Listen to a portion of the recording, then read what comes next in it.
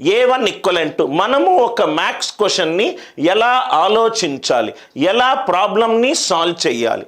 A1 equivalent to 1, A1 equivalent to 1 ఏమిచ్చాడు? A1 is equivalent to 1, AN plus 1 is equivalent to 2AN plus 5, 2AN plus 5. నేను మీకు ఒక concept చెప్పాను at the beginning of the class. ఏమన్నాను sir? Simplify the క్వశ్చన్ని చూసి భయపడకండి. Simplify the క్వశ్చన్ని చూసి భయపడకండి. రైట్? కాంప్లికేటెడ్ క్వశ్చన్ ఉంటే దాన్ని ఎంత ఈజీగా మనకు అర్థమయ్యే భాషలో మనం అర్థం చేసుకుంటే చాలు. A1 అనేది ఒకటి ఇచ్చాడు, ఒక సీక్వెన్స్ ఫామ్ ఇచ్చాడు.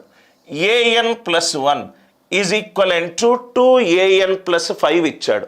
AN plus 1 is equivalent to 2AN plus 5 ఇచ్చాడు. రైట్? నాకేం కావాలన్నాడు? A100 కావాలన్నాడు. A100 కావాలన్నాడు. ఆప్షన్లు ఏమేమి ఉన్నాయి? 5 into 2^99 minus 6, 5 into 2^99 plus 6, 6 into 2^99 plus 5, 6 into 2^99 minus 5. ఇదే కదా సార్ ఆప్షన్లో.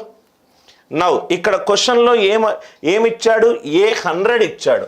ఆప్షన్లో పవర్ 2లు ఎన్ని ఉన్నాయి? 99 ఉన్నాయి. 99 అనేది 100కి ఒకటి తక్కువ, ఇది 100కి ఒకటి తక్కువ. 100 బదులు నేను 2 పెట్టుకుంటే ఏమవుతుందో చూద్దాం.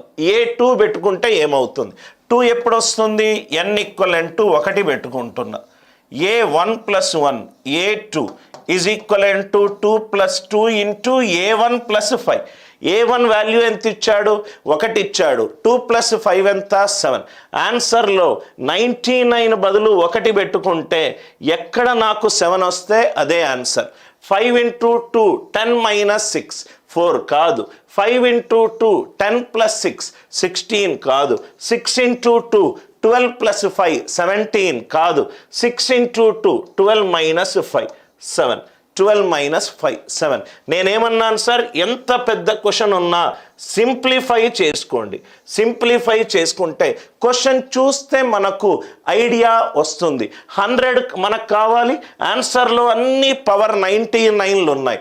అదే మనకు A3 కావాలనుకోండి, 5 into 2 square minus 6, 5 into 2 square plus 6, 6 into 2 square plus 5, 6 into 2 square minus 5.